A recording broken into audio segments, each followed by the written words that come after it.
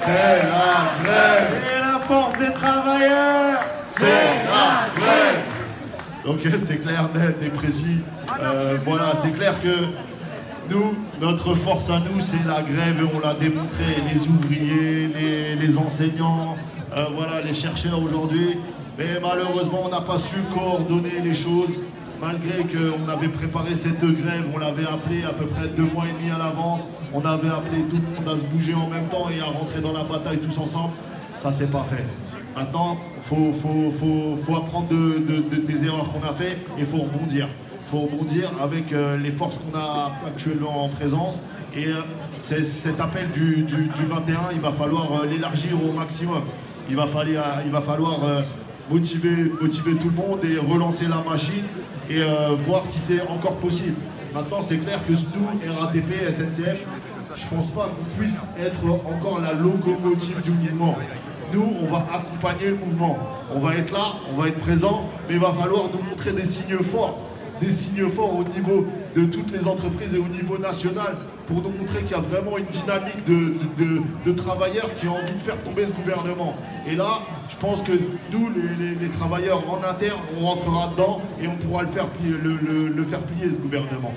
Et un dernier mot, voilà, pour les Gilets jaunes, hein, comme on l'a dit plusieurs fois, les Gilets jaunes, ils ont réveillé les consciences, de la lutte, ils se sont battus tous les samedis, ils ont tenu les ronds-points. Et ça a permis de réveiller beaucoup de monde dans ce pays et de réveiller la lutte dans ce pays. Maintenant, nous, on a tapé on a battu les records. Malheureusement, on aurait bien voulu sortir avec un record et une victoire derrière. Mais voilà, on l'a fait comme on l'a fait. Mais ça a été magnifique, on a la tête haute, et on n'a rien à se reprocher. Maintenant, ce qu'on veut, c'est élargir le mouvement, généraliser la grève et il faut que tout le monde suive. Donc on appelle à cette journée, à ce meeting, ce prochain meeting du 21. Il faut venir en masse, ramener différents secteurs et il n'y a que comme ça qu'on pourra gagner et plier ce gouvernement de la Macronie qui nous fait très mal. Merci, faites du bruit pour Laura et Farid.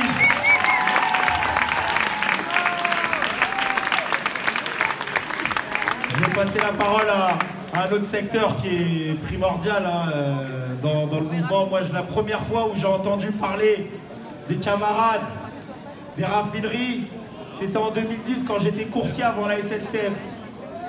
Et je sais pas si vous vous souvenez les camarades, en 2010, on recevait des textos à 2-3 heures du matin pour te dire va dans telle pompe à essence dans le fin fond du 77, du 91, tu pourras mettre 20 €. Et t'arrivais devant des pompes à essence, à 3 heures du mat, il y avait déjà 200 mètres de ligne et tu pouvais mettre que 20 €. Ils ont démontré en 2010 que lorsque les raffineurs, ils décident de poser le sac, la caisse ou peu importe, ou de fermer le robinet, lorsqu'ils décident de mettre à l'arrêt leur raffinerie, eh ben, ils mettent à sac le pays. Et ces camarades raffineurs de Grand Puy, on doit les applaudir, on doit les féliciter. Ils ont fait 53 jours de grève reconductible.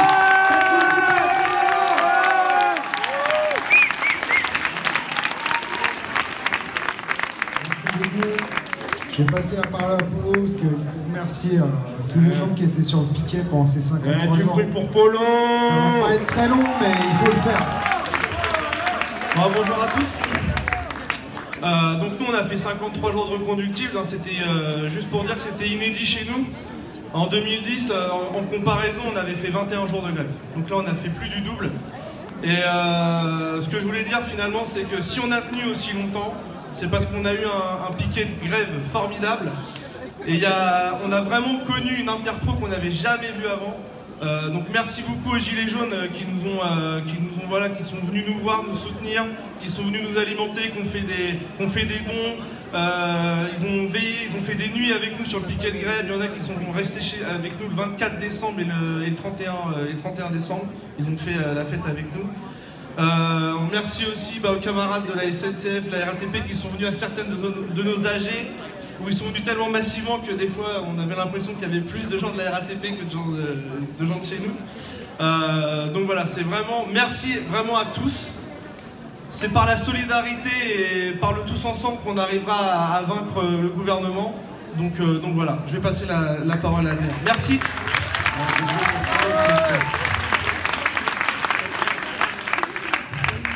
Donc, Donc bonsoir à tous. Donc déjà un grand merci à la coordination du SNCF RATP d'avoir initié ce meeting.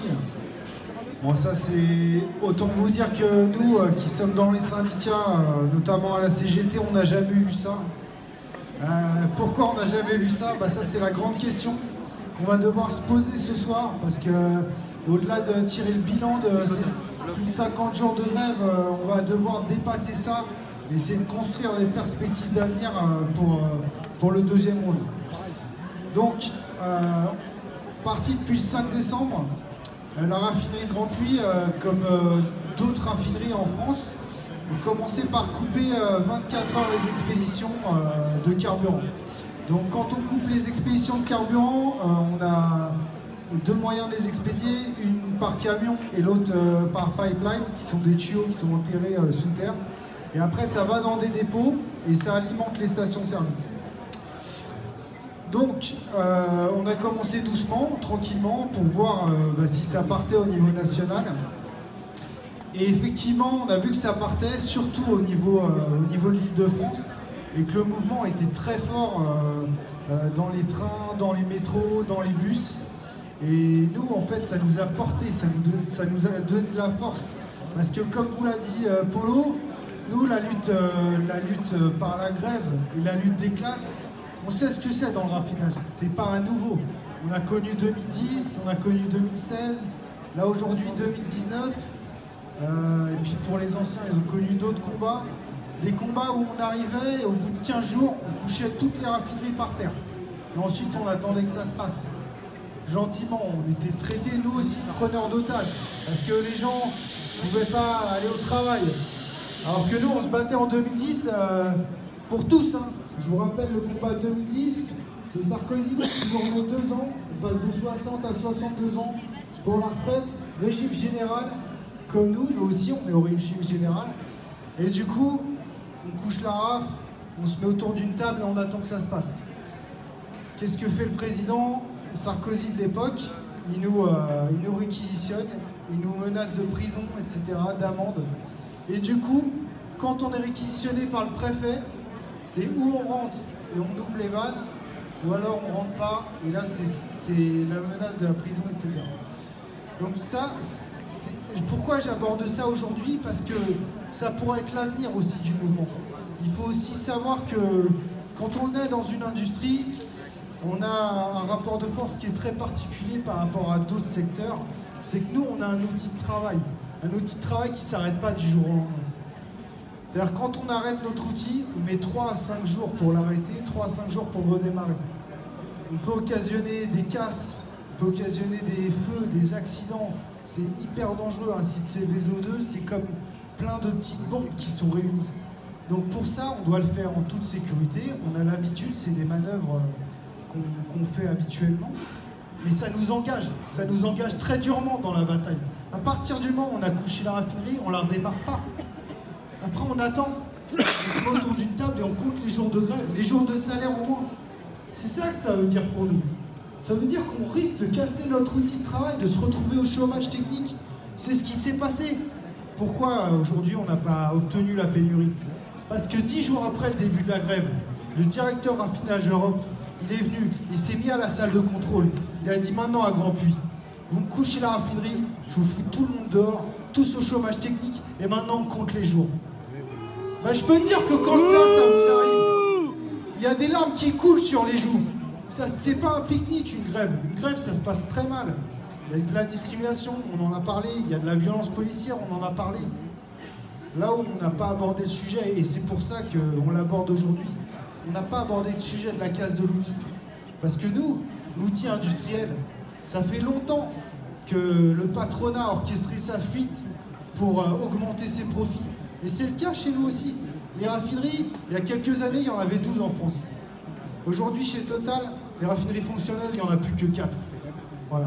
Donc il faut qu'on ait tous ça en tête. Souvent, j'entends dans les débats pourquoi les raffineries elles se sont pas arrêtées, qu'est-ce qui s'est passé, pourquoi on n'a pas obtenu la pénurie. Ce soir, je viens vous donner des éléments de réponse. Parce qu'aujourd'hui, vraiment, ce qui va se passer, c'est que si nous, on n'arrive pas, au sein de l'interprofessionnel, ici en Ile-de-France, On est gâtés. Bien sûr qu'on est gâtés. Regardez ce moteur. Coordination SNCF RATP. Bah oui, c'est humblement que je les remercie. Ça, c'est un moteur. Et c'est partout en France qu'il faut avoir un tel moteur. Il faut aller voir les salariés d'Airbus. Pourquoi les salariés d'Airbus? C'est pas les salariés précaires. Pourquoi ils sont pas avec nous? Les salariés des chantiers navals à Saint-Nazaire, pourquoi ils sont pas avec nous? Les salariés de la SNECMA en Seine-et-Marne, pourquoi ils sont pas avec nous? C'est à nous de faire le taf. Parce que les organisations syndicales, elles vont pas le faire. Aujourd'hui, elles ont déclaré le coronavirus est une priorité. La réforme des retraites, c'est une priorité. Ouais, vous pouvez huer ça. Parce que quand le tract il est tombé, quand ça s'est tombé hier, nous on est devenus fous autour de la table. Vous trouvez que j'ai peur du coronavirus? Est-ce que vous avez peur du coronavirus? Non. Moi j'ai peur de ne pas avoir de retraite, de ne pas avoir de service public, pas d'hôpitaux, pas de pas d'école. C'est ça dont j'ai peur. J'ai peur de la police d'État aussi. Parce que quand je manifeste, t'as raison Jérôme, j'ai peur de perdre mes yeux. Parce que la révolution, quand on se met sur une barricade, il faut être prêt de mettre nos gosses aussi dessus. Vous êtes prêts, vous, à perdre vos yeux? Vous êtes prêts à perdre vos gosses? Moi non plus. Alors maintenant, nous, aujourd'hui, dans le raffinage comme ailleurs, on est convaincus d'une chose. La grève générale d'abord. On plie notre outil de travail d'abord. D'abord, on le reprend en main. Et après, on discute d'aller manifester dehors. Parce qu'en fait, en général, ce qui se passe, c'est quand on prive le patronat de notre outil de travail, de notre force de travail, pardon. Qu'est-ce qui se passe? On se libère du temps. Et on se libère du temps pour aller militer, pour aller se rencontrer, aller faire des meetings communs, aller faire des AG communes, et se parler en fait. Et là on se rend compte qu'on a tous un intérêt commun, parce que nous, les services publics, on les utilise, on va pas dans les cliniques, on va dans les hôpitaux, on attend 4 heures aux urgences. Et ça on n'en peut plus, parce que les crèches publiques c'est aussi pour nous et pour nos enfants, etc., les transports, etc. Donc, là aussi je voulais revenir sur le fait qu'il faut absolument qu'on élargisse le mot d'ordre. Je vais terminer. Mais juste pour dire, la réforme des retraites, ça suffit plus. Maintenant, il faut aller vers la défense des services publics. Il faut vraiment absolument partir de nos retraites et de nos besoins. Voilà. Faites du bruit pour Adrien. Faites du bruit pour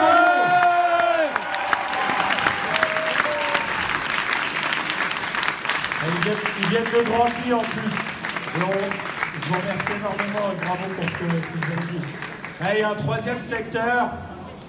Si on m'avait dit, je fais des devinettes, si on m'avait dit qu'ils allaient faire une mêlée dans le tribunal avec la gendarmerie, jamais de la vie j'aurais cru comme quoi tout est possible. Je venais de notre avocat Myriam Lévy, et du bruit pour Myriam.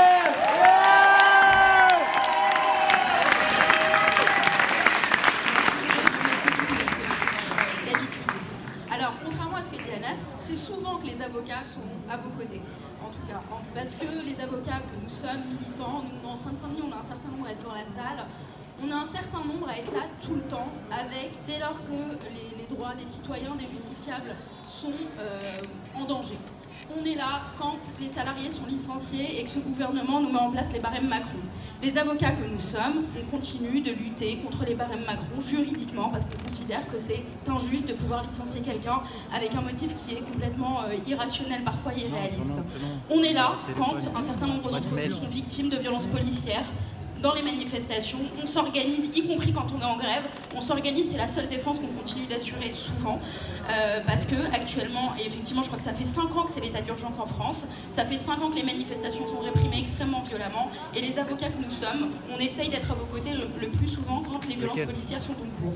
On est aussi là, c'est important de le dire, quand un certain nombre de secteurs de travailleurs, les souffrances au travail existent de manière extrêmement importante. Quand il y a des salariés qui se suicident, on est là pour aider leurs familles, pour avoir une reconnaissance de la part de la responsabilité de leurs employeurs, parce que c'est de la faute de leurs employeurs, sur leurs conditions de travail et la manière dont ça se passe. Donc moi, je trouve que notre place, elle est complètement naturelle à vos côtés et il n'y a rien d'anormal à ce qu'on soit aujourd'hui.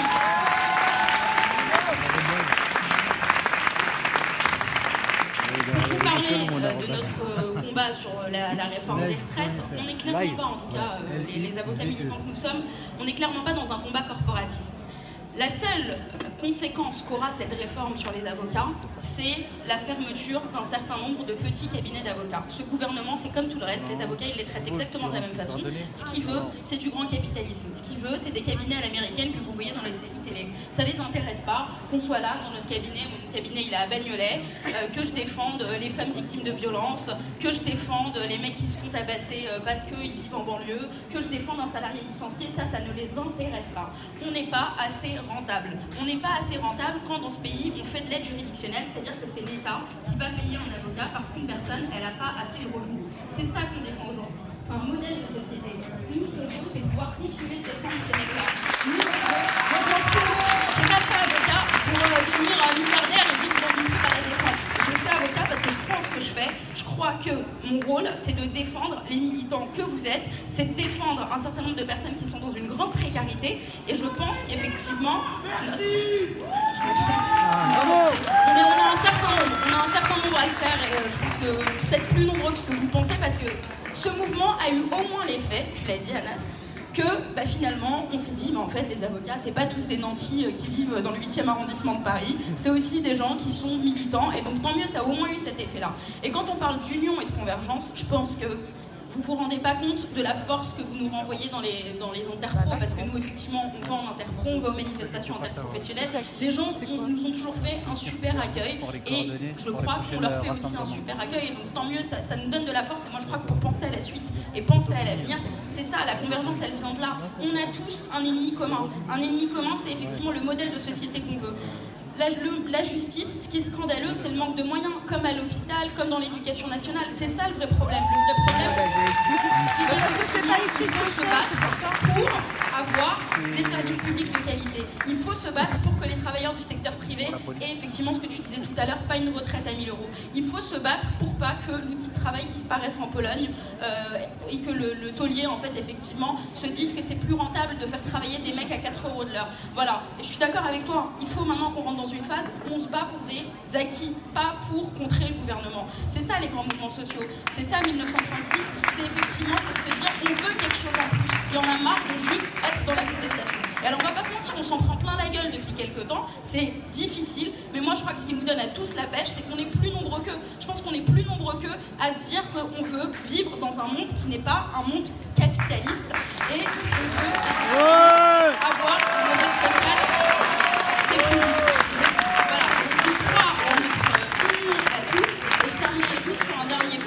On est quand même dans un moment politique, même moi je crois que nous ça fait 10 semaines qu'on est en grève, et vous avez fait 6 semaines, etc. Je pense qu'on est dans un moment politique, ce gouvernement quand même panique. Il met le 49.3 alors qu'il a une majorité absolue.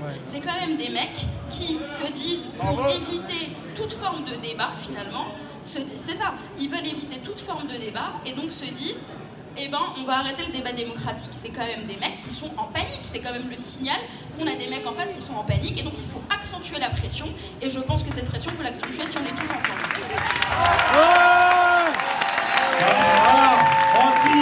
Anti-capitalisme. Anti-capitalisme.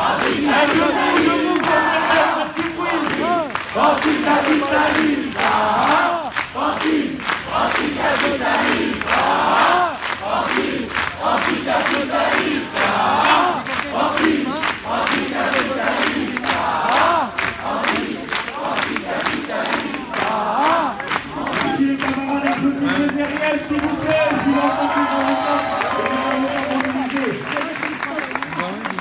Je me suis fait taper dans les doigts sur les doigts, parce que j'ai oublié de dire quelque chose tout à l'heure. Il faut savoir que l'ensemble des bénéfices de cette soirée, tout à l'heure, on a remis un chèque à notre camarade Annie. L'ensemble des bénéfices de cette soirée iront dans la caisse pour soutenir nos camarades réprimés de la CGT RATP Bus, Alexandre, Ahmed, François, Patrick et Yacine, pour qu'ils ne perdent pas un seul euro à travers cette répression.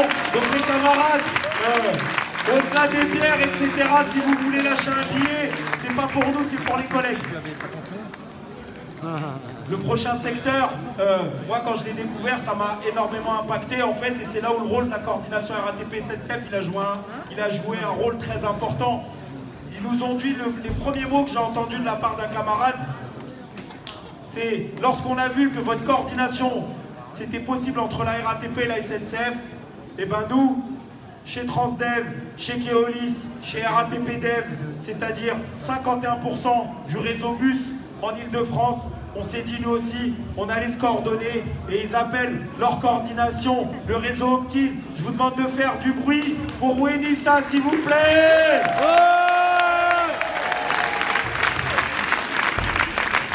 Bonsoir tout le monde, donc, moi je m'appelle Winissa et je représente en fait 50% de parts de marché de transport en commun interurbain et urbain. Donc en tout cas déjà je vous remercie parce que j'ai failli ne pas être là ce soir, et pour répondre à Jérôme, je crois tout à l'heure qui parlait, je suis maman de 2 enfants, je les ai laissés à la maison et j'ai 2 casquettes, donc je travaille chez Transdev mais je suis aussi prof de danse et j'ai décidé ce soir de laisser mon concours, j'ai un concours ce soir pour être là.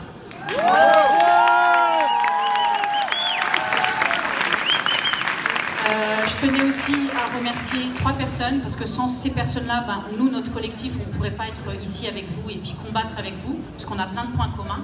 Déjà, avant tout, je suis gilet jaune, à la vie, à la mort, ça c'est sûr. Voilà, je suis dans la rue tous les samedis, je suis dans les ronds-points de ma ville, à Melun, 117, donc voilà, ça c'est sûr. Un rond-point de l'Europe, tout à fait. Donc voilà, je voulais remercier dans un premier temps Karim, parce que c'est lui qui nous a ramenés ici, donc les 50% de parts de marché de bus, c'est lui qui nous a ramenés ici. Je voulais remercier Wahib, parce que c'est lui, il n'est pas là ce soir, il est malade malheureusement, donc c'est moi qui le remplace, mais c'est lui qui a créé ce collectif, donc inter-entreprise bus, donc Keolis, RATP Dev, TRA, Transdev, Veolia, etc. etc. Donc si j'en oublie, désolé. Il y a aussi mon DSE central qui m'a dit, écoute Winissa, il y a un collectif qui s'est créé, moi je pense que tu es la bonne personne pour venir ici, du haut de tes 1m65, parce que vas-y, rentre dans cette petite équipe, regarde et tu verras, je pense que ça nous concerne. Effectivement, ça nous concerne, puisque donc il y a les gilets jaunes, il y a la retraite, même si j'ai que 18 ans, je suis concernée par la retraite. C'était une petite blague, j'ai pas 18 ans. Bref, je suis concernée par la retraite, donc voilà.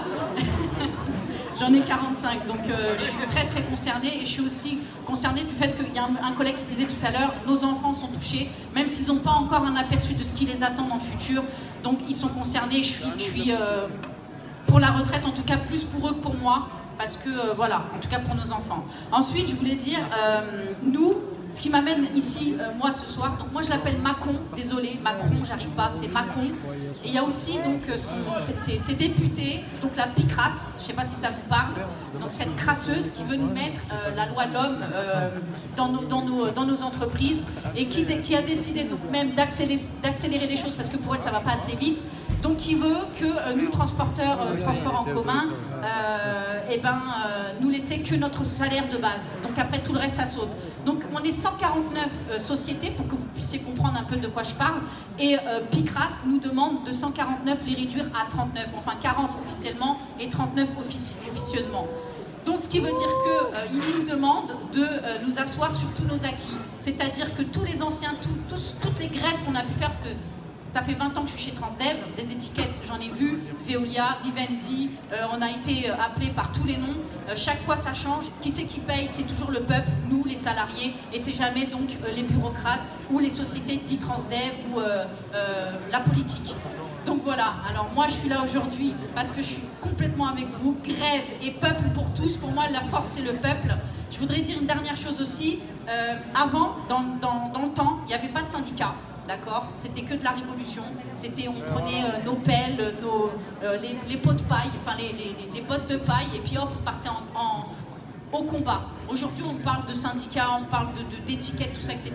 Ils sont les bienvenus, ça, il n'y a pas de souci, mais je ne me sens pas concernée par ça. Je suis sud, je le dis, mais je ne suis pas aujourd'hui sud, je suis peuple, je suis salarié, et je me sens complètement concernée par tout ce qui va m'arriver. À moi, à mes enfants, à vous, à nous, et à tous ceux qui ne sont pas encore nés. Donc voilà, je vais finir par là.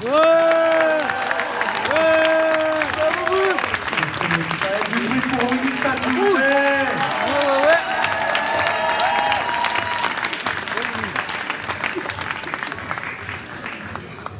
Le prochain secteur, c'est un secteur... il nettoie la merde, les amis. Hein. Et on voudrait faire en sorte que nos camarades égoutiers, et il y a aussi notre camarade on voudrait que les égoutiers de Paris et d'ailleurs, ils continuent à ramasser la merde des gens jusqu'à 67 ans. Imaginez les camarades, ce qu'ils essayent de faire avec cette réforme des retraites. Faites du bruit pour Guillaume, s'il vous plaît.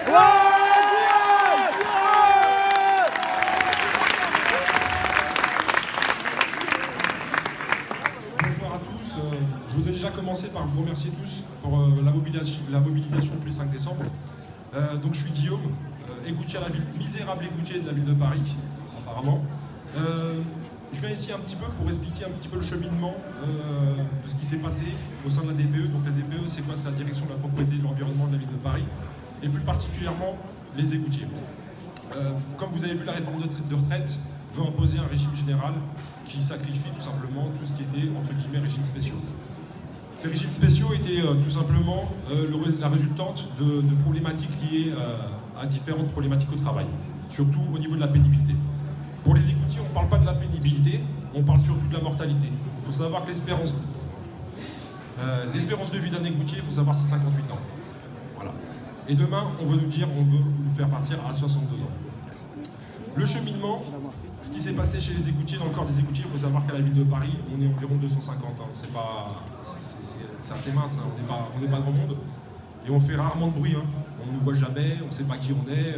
Encore, je vous dis, au mois de décembre, la première manif du 5 décembre, on s'est retrouvés à deux.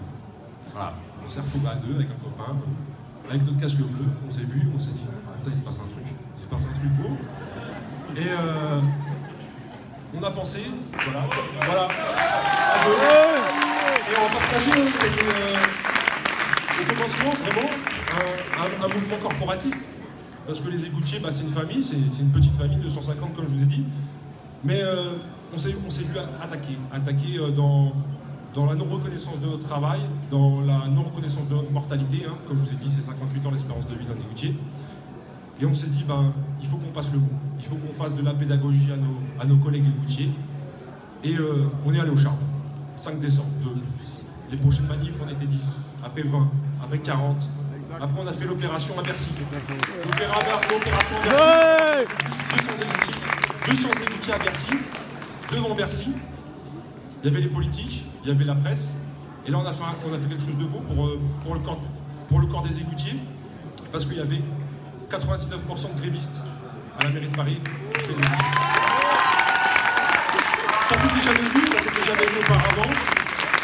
Donc il y a eu aussi la réforme en 2010, ça s'était jamais vu auparavant. Et là il y a eu une prise de conscience collective. On a fait fi un petit peu de tous les, on va dire, de toutes les pensées syndicales, et il y a une certaine unité qui s'est formée, qui était encore corporatiste, hein, on va pas se cacher, mais une prise de conscience collective qui avait vraiment une attaque du métier. Donc là, il s'est commencé à se passer une grosse organisation, où on a commencé via aussi les différentes manifs et les contacts qu'on a pris sur place, de créer un système de coopération, d'information, et de mobiliser le plus d'agents. Donc on a vu jusque dernièrement donc les manifs des égoutiers, où on a essayé de prendre aussi un petit peu le relais, on a essayé aussi jouer l'étendard de la pénibilité au travail. Voilà, parce qu'on ne pouvait pas dire qu'un égoutier, son travail n'était pas pénible. Donc on a essayé de jouer ça pour essayer de gagner la partie, on va dire, médiatique du terrain. Voilà. Donc on a vu que ça a fonctionné, mais à la fin, il n'y a pas trop de résultats. Aujourd'hui, on ne va pas se leurrer, hein. On est là, il y a le 49.3, on est un peu dubitatif, on reste sur notre faim. Mais aujourd'hui, moi je voulais passer un appel, parce que c'est vrai qu'on dit oui, la grève c'est important. La grève, les grévistes, c'est important. Ok. Mais les grévistes de canapé, on les connaît, hein. Moi, je me considère pas comme syndicaliste, bien que je suis syndicaliste. Je suis activiste. Voilà. Je suis activiste, je suis sur le terrain, quoi qu'il arrive. Ouais. Moi, j'invite mes collègues. Mes collègues, on a la mairie de Paris, on a la pénibilité, on bénéficie d'un aménagement du temps de travail, on a 33 jours de congé par an. Moi, je dis mes collègues, prenez pas de jour de grève. Posez un jour de congé, parce que quand vous posez un jour de grève, le patron derrière vous, il est content, et il vous paye pas. emmerdez-le, posez un jour de congé et venez sur le terrain. Venez au charbon, faites-vous entendre, bloquez. Donc voilà, c'est ça. Donc on fait des actes de filouterie, on est là, on n'est pas spécialement grévistes, mais on fait des actes de filouterie de plus 60 jours, on fait des blocages de plus 60 jours, on se fait entendre, on est sur le terrain, et c'est ce qu'on essaie de faire. Mais là, actuellement, on ne sait pas.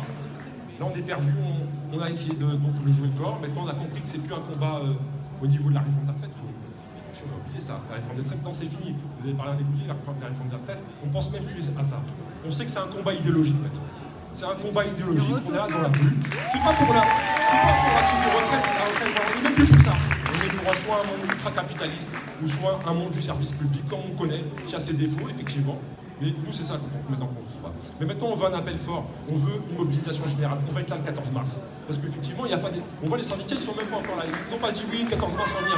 Voilà. Ouais. Il faut, mais je dis 14 mars à mes collègues, je dis qu'on est sur le terrain. 14 mars, on sera avec les Gilets jaunes. C'est un mouvement national. Ouais. Et moi, je veux une prise de conscience collective, que ce soit les politiques. Hein, on voit, on est quand même soutenus par différents organes politiques, par différents syndicats. Mais maintenant, je veux qu'ils se mettent tous autour d'une table. Là, j'en reviens plus, c'est des camarades, on est tous contents. Mais là, j'en reviens que les politiques et que les chefs de partis syndicalistes et qui disent écoutez, messieurs, maintenant, c'est tel jour. On veut tout le monde. On veut tout le monde et on bloque tout. C'est ça qu'il faut. Parce que là, on mange des merguez, c'est bien, on va se promener, on fait. Non, mais c'est vrai, on rigole. C'est vrai que c'est une super aventure humaine. On est contents, on est tous contents, on se bat. Mais il y a un moment où, s'il n'y a pas. Il faut se réapproprier l'outil de travail. Je vais parler de l'outil de travail. C'est à nous l'outil de travail. C'est nous l'outil de travail. Il faut se réapproprier ça. Une fois qu'on aura bloqué tout ça, et une fois qu'on sera mobilisé, qu'on aura tout bloqué, là, je vous dis, demain, c'est fini. Voilà. Donc, nous, on attend. On est sur l'attente. On attend les informations et on est prêt.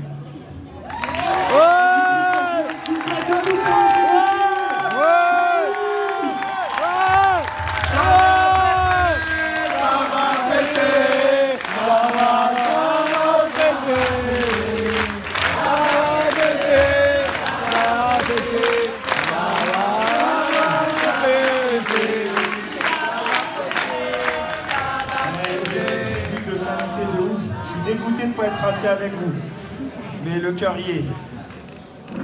Les autres camarades qui vont intervenir maintenant, le 5 mars dernier, ils ont fait une démonstration de force dans Paris et ailleurs, mais également, enfin, moi j'ai découvert le truc, c'était la réforme LPPR, la lèpre, ils appellent ça. Nous on a été une fois à la fac d'Evry avec des camarades de la RATP et de la SNCF. Il y a des jeunes, ils nous ont dit, nous à la base on n'avait pas prévu la réforme des retraites, etc. Nous déjà on n'est même pas encore dans le monde du travail, donc la réforme des retraites, machin. Mais vu que notre enseignant il s'est mis en grève, il nous a dit faut faire grève. Bah, si l'enseignant il fait grève, on est obligé de faire grève. Et du bruit pour les facs et la en lutte, s'il vous plaît.